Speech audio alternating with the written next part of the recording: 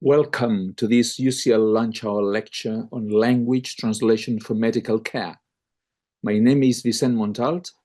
I am a professor at the Translation and Communication Studies Department at Universitat Jaume I in Spain and a visiting researcher at UCL since 2008. It is a privilege and a pleasure to introduce today's speaker, my colleague, Professor Federico Federici. Federico is a professor of intercultural crisis communication and director of the Center for Translation Studies at UCL. He is well known on the international stage in translation studies.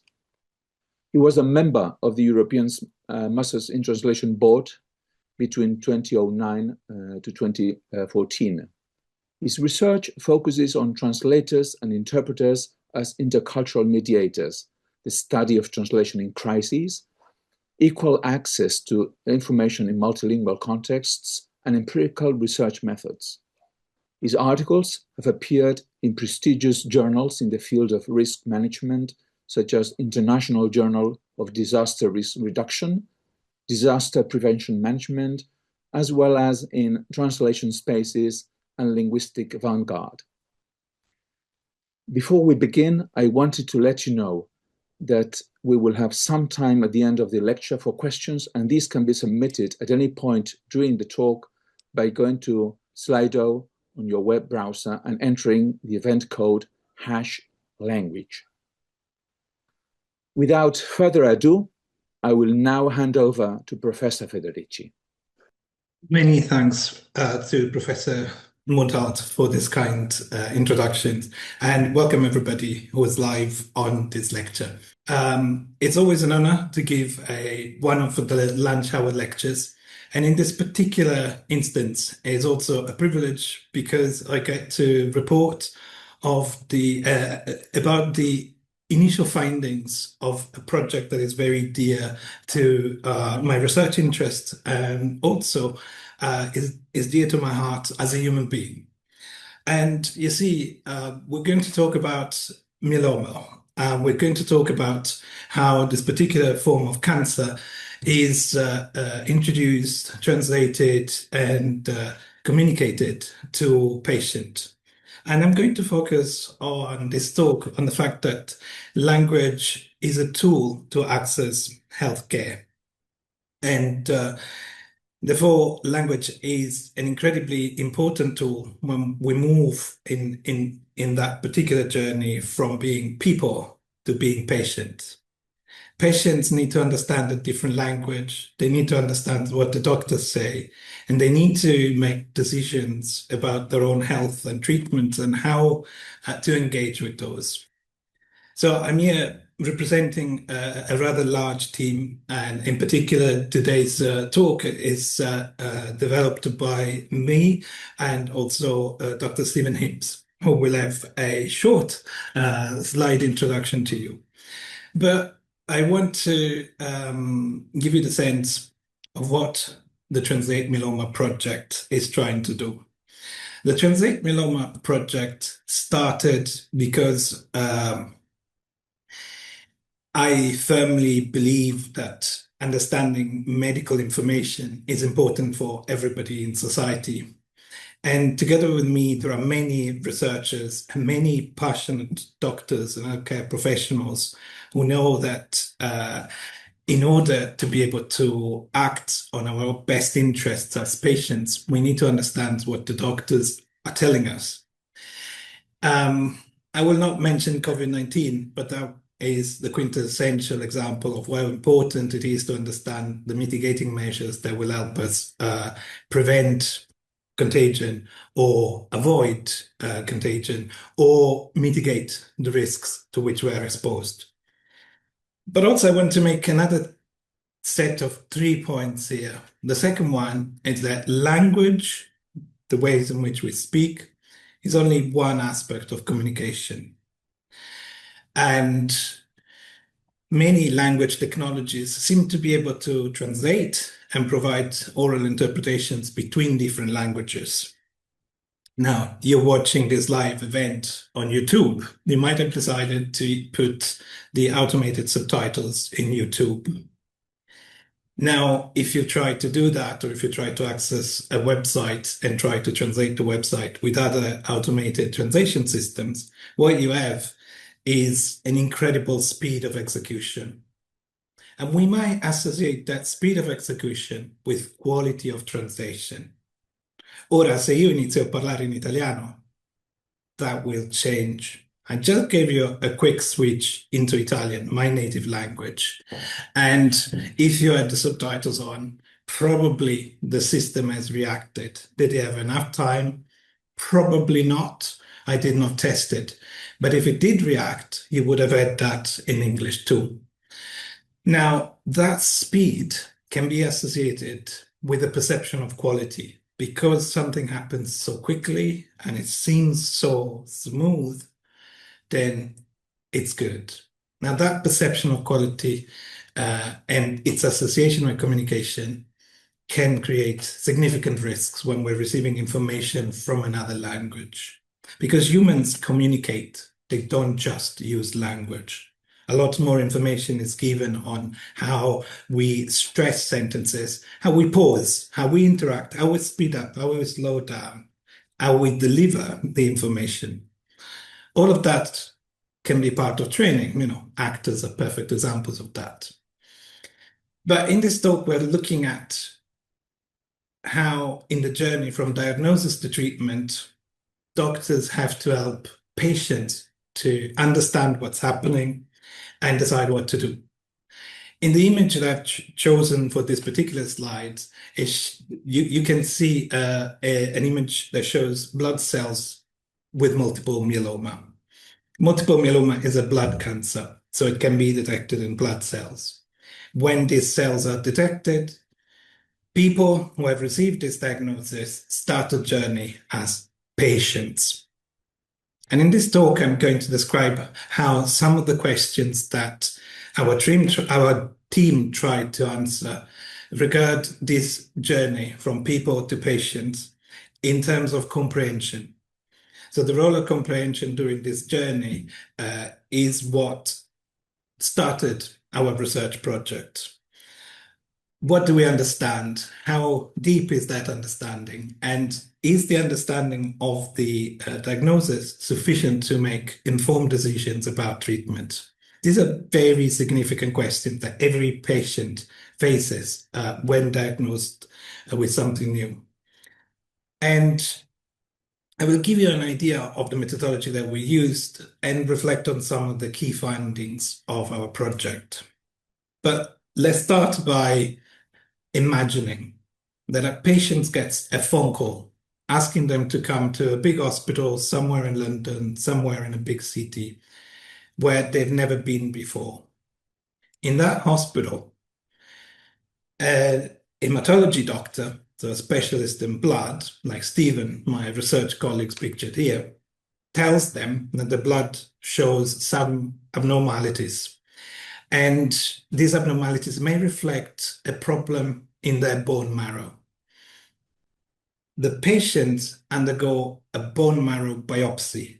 What is this? It's removing tissue from the back of the hip to understand if myeloma is there. Now, in that sentence, I've introduced 5, 6, 7 new terms. Then the biopsy shows that they have blood cancer, and that blood cancer is called myeloma. And then the doctor starts to explain what this means for them as patients.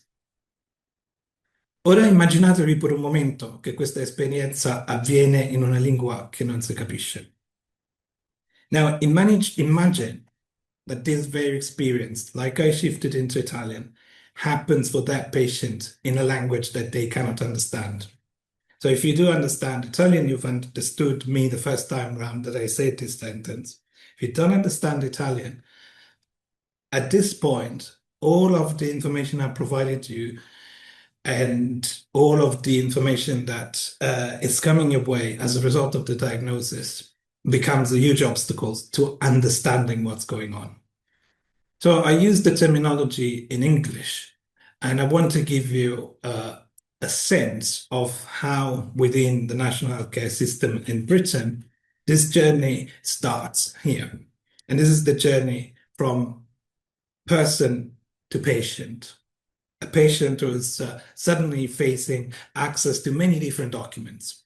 A newly diagnosed myeloma patient receives a huge amount of information, and this information arrives to them at a time when the diagnosis has created emotional turmoil for the patients and their families. So it could be argued that this particular point is valid in most oncological settings, so for all types of cancers, not just myeloma, and for all complex conditions. In fact, yes, we agree, it is valid for that particular journey from person to patient. And it's a scary journey, and it's a complex journey. And after the first consultations in the journey within the diagnosis of myeloma, the patients will receive a letter.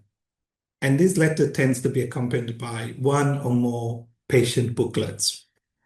These are small texts where essential information about the diagnosis explains to the patients what's happening, what is going to happen, and what are the next steps in this journey. So first we have the letter, then we have many potential booklets, but the research team was supported also by one of the UK charities, Translate Myeloma UK, that kindly allowed us to use their award-winning, easy-to-read versions of one of their patient booklets. And this is an extremely accessible English version of information for patients. It's a text that is slightly longer than, say, 1,000 words, with a lot of pictures and very clearly written information. An English that is supposed to be accessible to speakers of English with limited understanding of English, but also with native speakers of English who may have had limited access to schools and education. Other booklets, more dense of information, can reach 50 pages of content. So this journey through the diagnosis is filled with a lot of information. And then within 5 days to 2 weeks from receiving that first letter, the patient, after having read the booklet, will have to go back to the specialist, and either a specialist doctor or a specialist nurse will discuss and agree the treatment against transient myeloma. Now, that's the third form that you see on this slide. This is one of the consent forms available in the UK. This has been designed, standardized, and reviewed by the steering committee of the Systemic Anti-Cancer Treatment Consent Form of the Cancer Research UK, another large charity that focuses on cancer and supports research into all types of research into all types of cancers. Now, this consent form, though, exists in English and in many different versions. You can imagine that actually different hospitals will have their own forms. Cancer Research UK is in itself working very hard to standardize consent form. And in Scotland, for instance, this particular systemic anti-cancer treatment form has been adopted as the standard form. But it's not a given. So the same doctor working in different hospitals may actually be using different consent forms. Now we go back to our patient who doesn't necessarily understand English. So how do they access all of this information? Well, in the project, we tried to look at testing different ways in which the information could be accessed.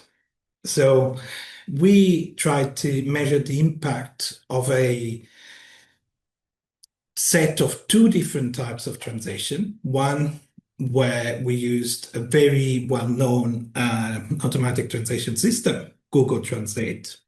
And the other type of translation is a human translation. And then we tested what our participants understood from the 2 different translations. In the second phase, then, we simulated that third important step, after the patients have read the booklet, they go back to the specialist to understand their treatment and agree on what treatment they'd be following. So in that second phase, we simulated the consent with oncologists present and our participants. And then we are going to enter into a third phase from February 2026. That is sort of the natural consequence of our first two phases of the project. And I'll tell you a little bit more about this later on. So we couldn't do this in many languages. The Translate Myeloma project started by focusing on a particular set of one language and one of its varieties. We focused on Bengali, which is a language commonly spoken in Bangladesh. And also, it's a language that is widely used in the UK by bilingual communities as well as communities with first competence in Bengali and English as a second language. Now, there's also another important factor to consider here, that in the majority of cases, the patient of multiple myeloma is a person who is slightly older. And the more, statistically, they tend to be over 60s. But there are exceptions, and there are multiple exceptions. But imagine that a person who speaks Bengali needs to follow through this journey as a patient with all of that information in English. There's over 1 million people in the UK that is considered a speaker of English with limited proficiency. So like somebody who speaks English as a second language for everyday use, shopping, doing things that do not require complex terminology. So our patients don't have written translation provided by default. So the booklets that we were testing are not normally translated.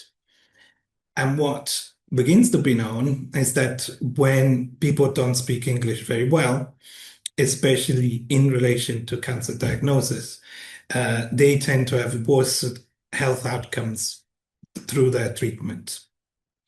And in a local survey of an hospital in London, most surveyed clinicians and specialist nurses say that language was a real issue when engaging with a population that doesn't speak English proficiently. So normally when a doctor and a patient do not speak the same language in a consultation, the requirement for the NHS, the National Healthcare System, is to have oral interpreting. So not just written translation, but an interpreter, somebody who speaks both languages and can communicate between the two. But it's not always possible to have access to interpreting. And this is a communication issue that can create incredibly difficult circumstances where doctors and patients are trying to communicate in other ways. The reasons why the interpreters are not present are not only economical. So there might be a budget to pay for the interpreters, but there might not be enough interpreters available to meet the demand or to meet the specialist oncologist schedules and so on and so forth. So this is an issue that is regularly occurring in multiple healthcare settings. And it's significant because over 6% of the population in the UK will fall into the limited English proficiency. So the burden of conveying any specific terminology, any specialist terms like biopsy and the ones that I've used before, as well as all of the terms around consent, rest entirely on the interpreter who was present on the day of the patient consultations with the doctor. What solutions are available? Well, if the patient decides to refuse an interpreter, they have the right to do so. They can come with a family member. They are trusted. Now, the NHS discourages this, and the NHS firmly discourages the use of children, but it's very well known that it can happen, that a child can go with their parents to talk about the diagnosis. And this, you can imagine how traumatizing it could be and how complex it is as a communicative environment.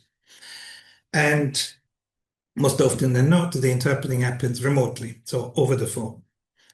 So it is not unfair to say that the solutions at the moment depend on time to find the interpreter, time to ring the interpreter, time to connect the interpreter with the consultation time that is available for that particular patient. And this is because many emergency contexts, certainly in the UK, they've been researched by other colleagues like Lucas Vieira, are constrained by time and practical limitations. So you need to speak with the patient when the patient is there in the room with the doctor. If the interpreter is not available, well, then we do have a computer, we do have mobile phones, we'll try something else. For instance, Google Translate, which is well known and covers many languages. But we were suggesting an hypothesis that this form of communication could be supported if there is a combination of interpreting when it's available with translation of documents that are regularly used. So translations of documents that are used by thousands of patients in thousands of circumstances. So I can potentially hear the algorithms within YouTube asking me directly, what about machine translation? Why isn't this enough? Why don't you think about generative AI? ChatGPT and the like. They produce translations in different languages. And we say, okay, let's take on the competition. Let's have a good race for quality. And we translated that easy to read English language booklet for patients using Google Translate. And then we also translated it using human translation. And we then involved healthy participants simulating those steps that you saw before, from diagnosis to treatment. And we tested how much the automated translations and the human translation helped the participants to understand critical information. And by critical information, we really mean the fact that multiple myeloma is non-curable, but it's treatable.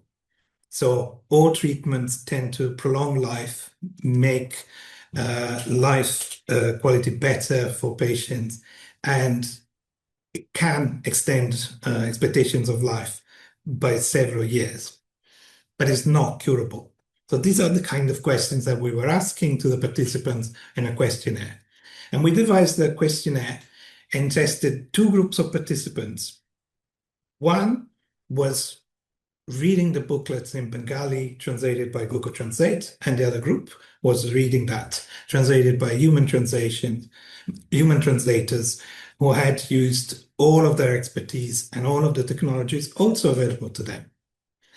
And this booklet contains very clear explanations and instructions on what patients must do in terms of certain symptoms, certain signs that the condition gives them. So when you go to hospital, what are the symptoms that need to force the patient to make something happen quickly, differently, to change something? Symptoms that must be monitored to have a better clinical outcome. So to be better, to avoid the condition worsening. And when we were testing these two groups of participants, we didn't know which booklets they were reading. And this was very much a simulation of a randomized clinical trial. So we did not know who had what. And you can see here a picture of our very friendly and very generous participants who gave us their time earlier in 2025. And the first phase was supported by a number of organizations that are called the London Bangladeshi Health Partnerships, an umbrella that covers many advocates for equal access to information. And they managed to help us reach over 140 participants who spoke very little, if any, English. and spoke either Bengali or Sylheti. And our translations could be read by people who spoke predominantly Sylheti, but that's a matter for another time. What we did next was simulate that next important step. If you remember the journey of the patients, after reading the booklet, after 5 years, they go back to agree on treatment.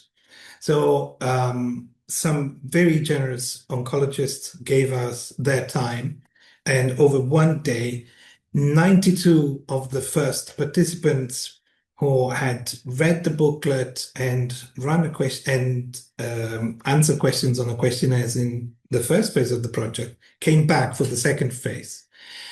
And what they were receiving was an authentic version of the consent to treatment. We were using the form that I showed you before, the Systemic Anti-Cancer Treatment Consent Form from Cancer Research UK, but only we separated them again. Out of our 92 participants, half of them went in a simulation where there was an interpreter, the doctor, and the consent form in English. And the other half went in a room where there was a doctor, an interpreter, and a consent form written in English and in Bengali. So we were using a prototype bilingual consent form of very high quality. So this was translated by a professional translator, checked by 3 different oncologists who are part of our teams who speak both Bengali and English. And we were sure that that particular document that looked like this allowed people to be on the same page, literally. The doctor and the patient and the interpreters all had access to the information in a language that they best understood at the same time. So this is not just a translation. This particular form of putting one text underneath the other in the 2 languages is called interlinear translation. So we have the English on the top, which is the language of the doctors, and the Bengali underneath, that is the language of the interpreters and the patients. At this point, we then run a second questionnaire. So we tested again understanding of key information. And here we come to the most important part, the findings. Now, what was really surprising for all of us within the research team, that it includes many clinicians, many researchers, clinicians, clinical trial experts, and translators and translation specialists, was that Google translated critical errors, and the translation was extremely good. The human translation was extremely good. But participants had a lot of confidence in what they read because there was a translation available, regardless of its quality. But also, what was very important was understanding of health information. And in our first phase, we discovered that how much the participants could understand depended entirely on how well they understood health information in general, what is called health literacy, understanding information about your health. So the translations gave confidence, but unfortunately, the participants did not understand the critical message. Then in the simulated day, something more significant happened. The group of participants who had the consent form with the interlinear version, they understood a lot more of the critical information than the patients who had the standard and current format of a doctor with the interpreter and the patient. The interpreters were happier because they had something to base their interpreting on, and the doctors were happier because they could see that the interpreters was following them, and they all felt that a more trustworthy form of communication was happening. So here, 2 important findings emerged for us. One, the presence of translations itself gave greater confidence to our participants in what they read. So they told us in the questionnaires, yes, I'm very confident. I understood the information. I understood. But then in the questions where we were asking directly for correct information, they had not understood. So this is something that creates an incredible risk. So on one side, we have the big issue of using poor quality translations could lead to creating even worse health impact for language groups that don't have access to the main language. In the UK is English, but this could be moved to Italy, Spain, France, every country in the world where there are groups that don't speak the main language and have to have access to healthcare. In the UK, what we are going to continue to analyze is if this confidence level in the information leads the patients to have trust in what they've understood and act on that information, even if they've not understood correctly.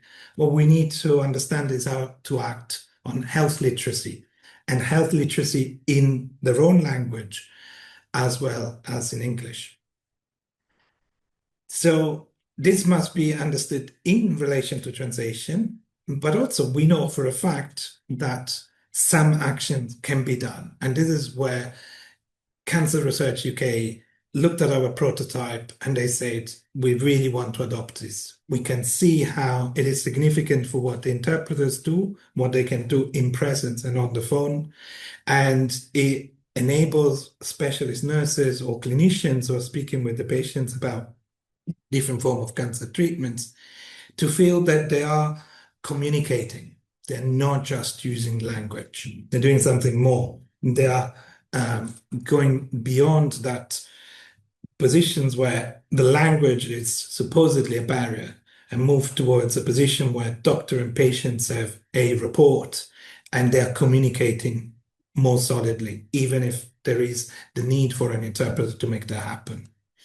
So the next step for our research group is also one that emerged with our 200 participants that came to our initial first and second phase of the project. And they said, we know our language, we know how we'd like to access information. Is it possible to be involved in the translation, supported by professional translators, professional interpreters? So currently, in February, we're going to start that. Because ultimately, the objective is to communicate so that health information is accessible in the same way by all potential patients in a country. And this is a question of combining high quality information, so a translation that is rigorous and correct, with a format of accessing that information that is suitable for the people who need to receive the information. So if we're targeting a population of patients who is possibly older, even selecting between TikTok and Instagram and other forms of communicating that information is important. That is what we call a channel of communication. There's no point trying to necessarily communicate by radio if my person that I need to reach doesn't use the radio. So we need to meet the needs of the particular communities with the channel through which they access information. And the idea that has been supported by Blood Cancer UK is to create a proof of concept on how translation and interpreting can be mapped also on the preferences of different modes of information, videos, shorts, long videos and text, as preferred by the people who need to receive and access the information. So that's what we're going to do in the next few weeks. What I've given you as an introduction to what is one of my research areas, and it was a short insight into a project that has been going on for 2 years. What we're interested in is how human-centered translation, supported so by the professional skills of professional translators and the technologies that are available for everybody, create better quality translated information that is more supportive of communication and not just using languages. But we also noticed that we need to do more research in these interactions between health literacy and how health information is accessed when the people who have to access this information don't have health literacy nor competences in the main language. So they lack proficiency in English, but they might also have limited education in their own language.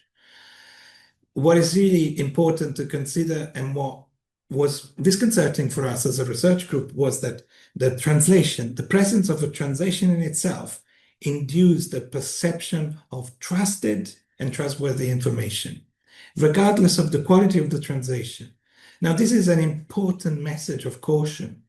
If we are providing translations, we must make sure that they're good, because otherwise, regardless of their quality, we are putting out information that is at risk of creating false confidence and delusion of understanding. So people may feel they've understood, but they're looking at the translation with critical error and they're trusting it just because the translation is there.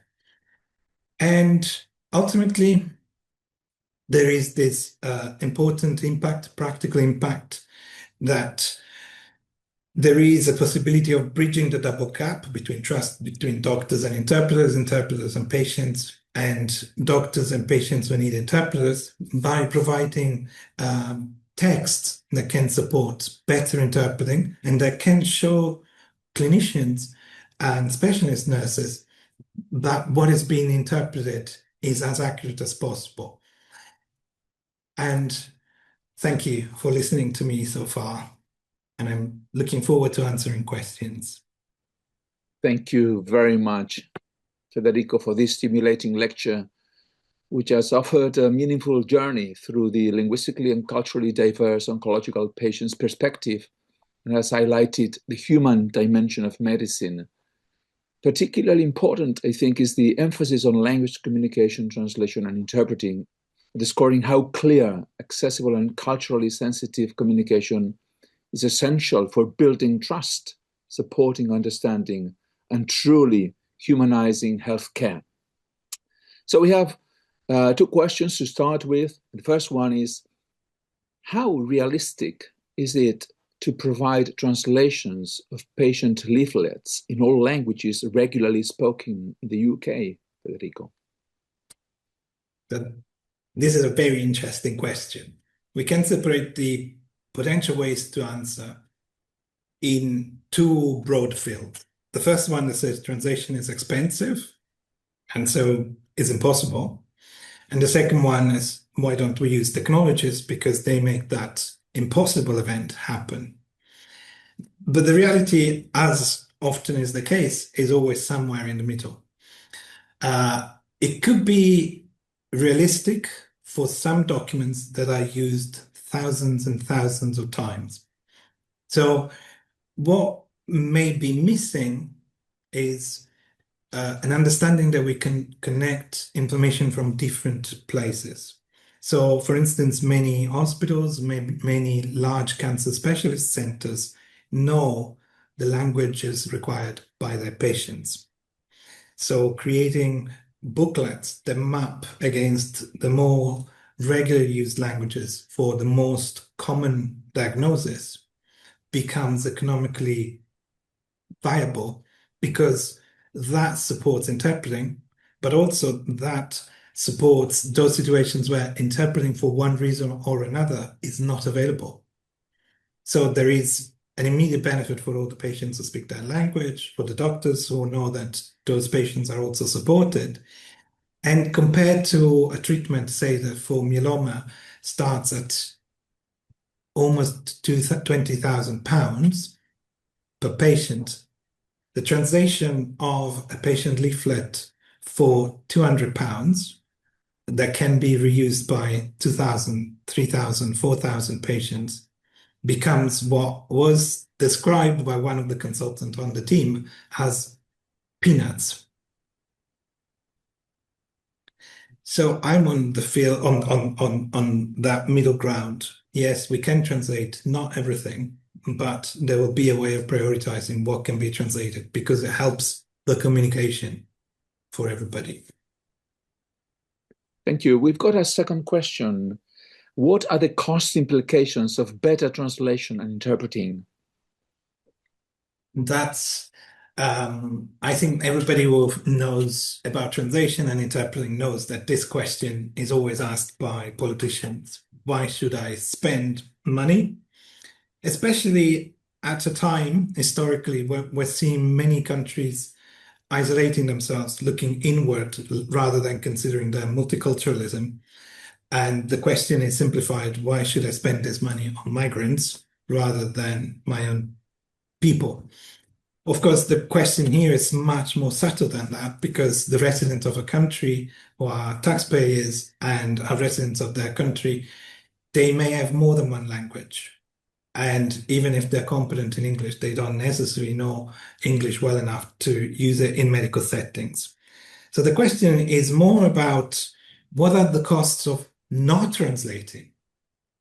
Now, that's an interesting perspective that has been explored by some studies, also some studies reported recently by NHS England, where they've shown how delayed translation or delayed interpreting has caused much more expensive costs for treatment. So when treatment becomes a lot more expensive, and that can be quantified because there are models and there are data sets that allow to do that kind of assessment of health economics, then translation becomes really something that is seen as a reasonable and responsible investment.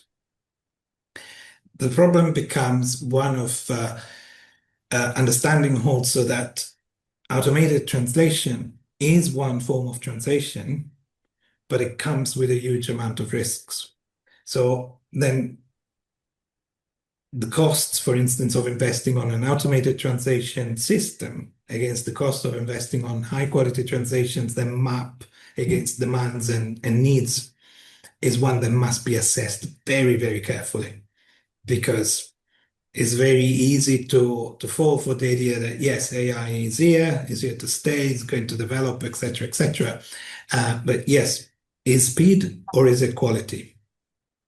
And that's where I think the cost of a fundamentally wrong treatment is always much higher than the cost of a translation. Absolutely. We've got a more practical question on Slido. Which oral interpretation service did you use? Did you test the 111 NHS helpline if no person was available? So in our project, we were in an incredibly privileged position. We had pre-selected and vetted our interpreters. So there were interpreters with over 2 decades of interpreting in medical sectors. So we had selected interpreters who were registered on the National Register of Public Service Interpreters, which is a system in the UK where people have to demonstrate a degree of competence in interpreting. And it's supposed to be the leading source of interpreting for the NHS. But in reality, of course, we all know the NHS also uses a lot of phone line interpreting. So we knew that our simulation wasn't 100% authentic because in many instances, phone interpreters are called in. But many hospitals have been led to understand they would prefer this type of consent, the treatment consent consultations to happen with in-person interpreters. So they will prioritize that. So yes, the quality of the interpreters matters as well. But there is another factor that those of us who focus on translation and interpreting will recognize immediately. And that factor is that being a medical interpreter doesn't mean being a specialist in multiple myeloma. And in medical interpreting, there are so many areas in which interpreters might be operating that any support that they can receive, whether they operate as phone interpreters or are as in-person interpreters, any information about the glossary, the type of terms, the vocabulary that is going to be used in a consultation is going to be helpful to them too. And we are planning a follow-up study where we would like to test the condition of interpreting over the phone as well, around always the critical moment of the consent to treatment. Thank you, Federico. So there's another question regarding literacy.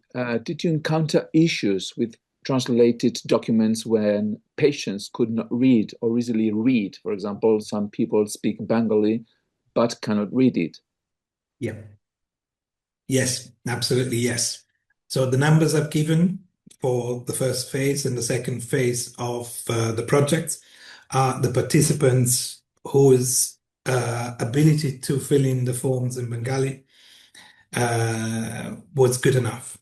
So we had to calculate and analyze our data only on the participants who could read Bengali for real, and we excluded a number of participants who couldn't. So that is, in fact, another incredibly important aspect of providing information in multiple formats. Because if I cannot read, of course, I do need oral information. So that's where in the third phase, we're looking at how many combinations of different forms of translation, oral, videos, and other forms of communication can be used. In the next stage, the phase 3 is starting to focus on clinical trials. So what happens with multiple myeloma is that this is a very, like many cancer types, there's a lot of research ongoing. So there's a lot of new treatments that are being offered to patients. But what is well known is that patients who do not speak English very well don't understand what it means being part of a trial. So how can we bridge that lack of ability to read in their own language, preference for different modes of access for the information, and the fact that in objective terms, these documents are incredibly difficult to read. They are complex documents. Both the patient booklet received on diagnosis, the full 50 pages one, is a complex document to read. And for clinical trials, we're trying to do this phase of our project, looking at real, authentic clinical trials materials. And these documents are incredibly complex, and there's a lot of legal terminology as well as medical terminology, because of course, understanding and agreeing to being part of a clinical trial is also a matter of legal nature. So yeah, I think I've touched on the importance of that.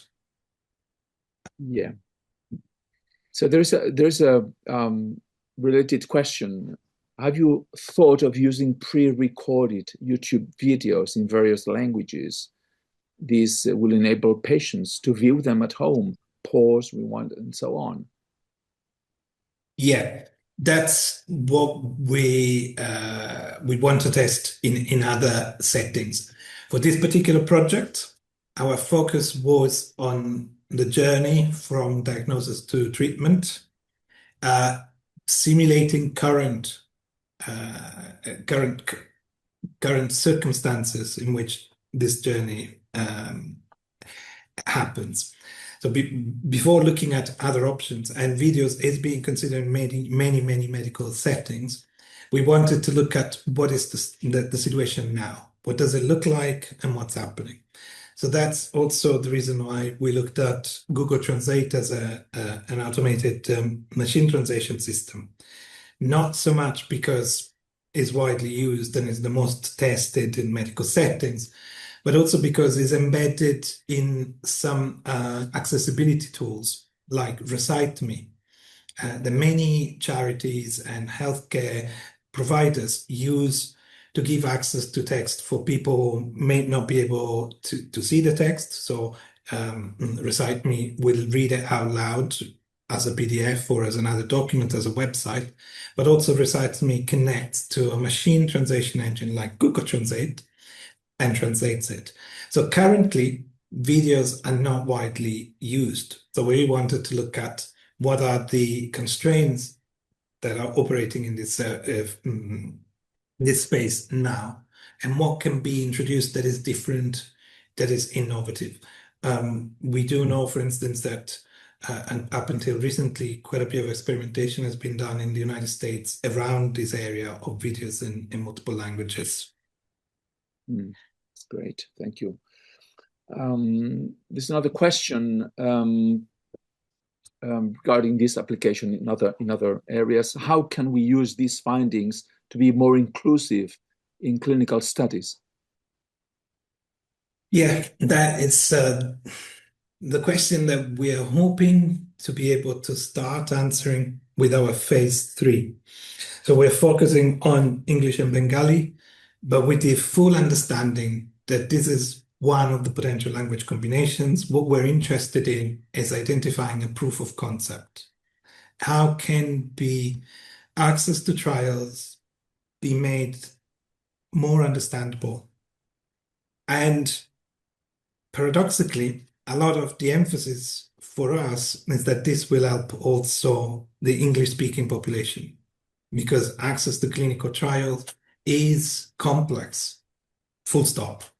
So inclusivity here is for anybody who has limited proficiency in English, but also English native speakers who may have limited education, or might be excuse me, might be vulnerable, temporarily vulnerable, or have limited understanding of information in English. So our idea is that we identify a sort of proof of concept on how information around clinical trials can be made more accessible, and therefore clinical trials become more inclusive.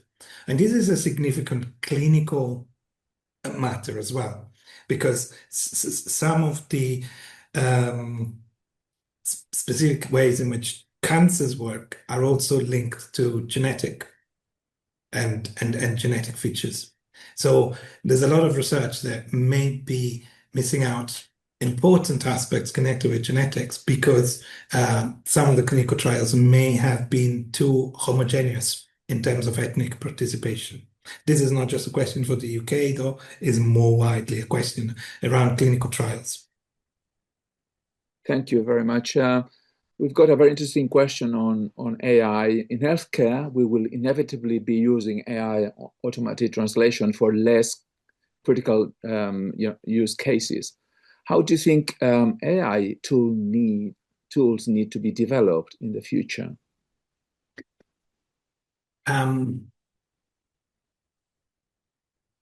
There's two sides. Develop training on how to use AI. So what are the kind of prompts that we can use also to improve our translation? And here I'm thinking about generative AI. So when we talk about artificial intelligence, and I'm not an expert in the area, but within translation and interpreting, a lot of AI has existed for several decades. And a lot of machine learning has been around since the 70s. Machine learning means when a computer is able to learn to produce better results at the end of its learning process.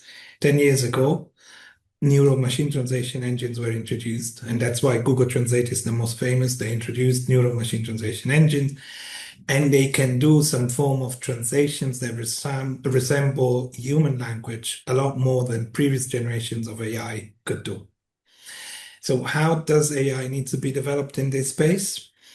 The development needs to take into account that knowing the terms is not enough, and accuracy depends on many, many different nuances of context. So understanding that, for instance, if I'm speaking to the patient, but I'm speaking through an interpreter, if I speak to my interpreter as if that interpreter is a medical colleague, I'm not helping the interpreter or the patient.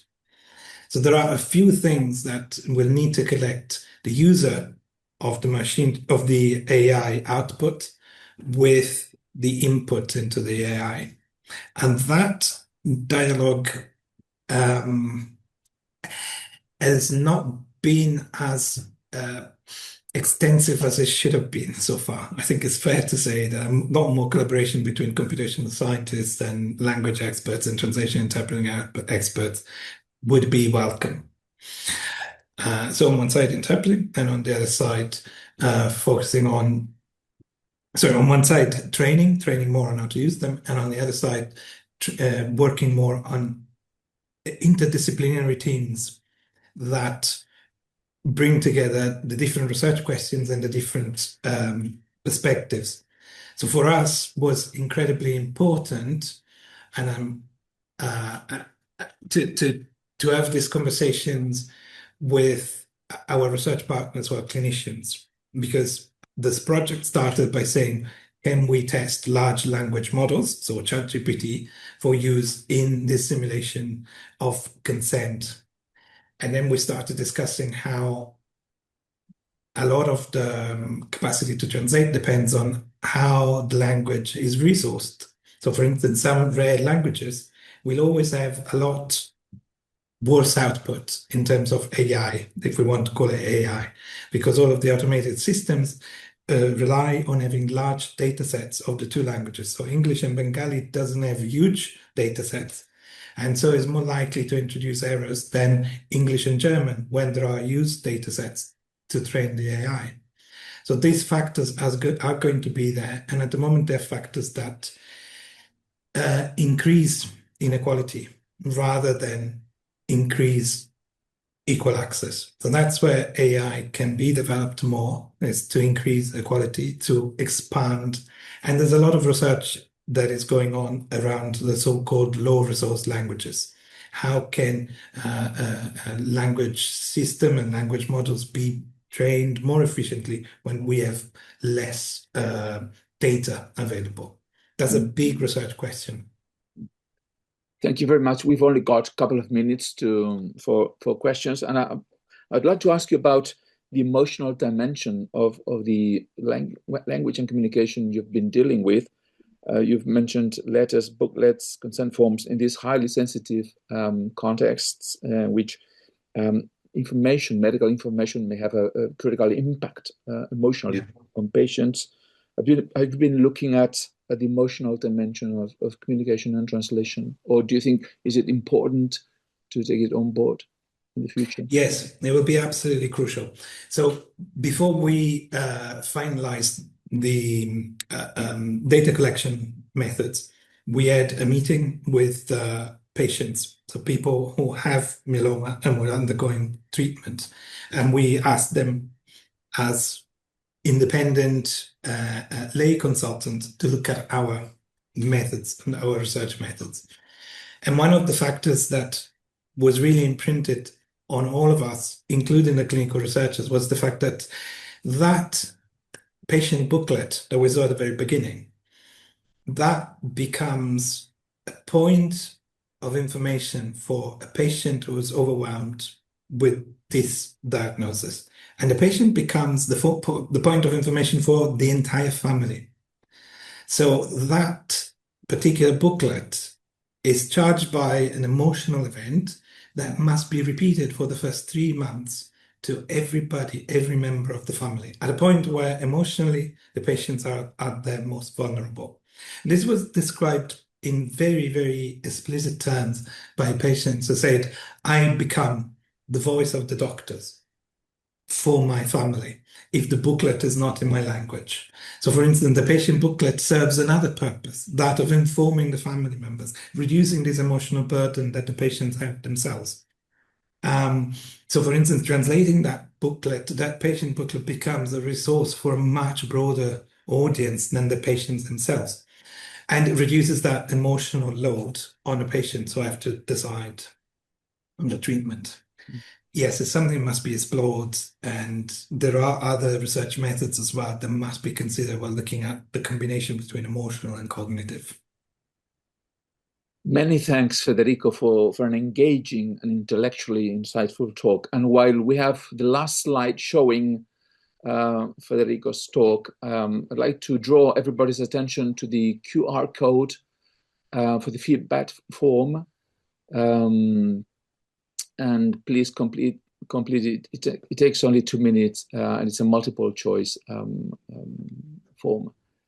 Please also note that the next lunch hour lecture, Holocaust Memorial Day, A Long Road, Italian Holocaust Survivors' Journeys Home, takes place on the 27th of January. between 1:30, 2:30. Thank you all for coming to the lecture and for submitting your interesting questions. And finally, a big thank you to Professor Federici for this stimulating lecture. We have enjoyed it very much. Thank you all.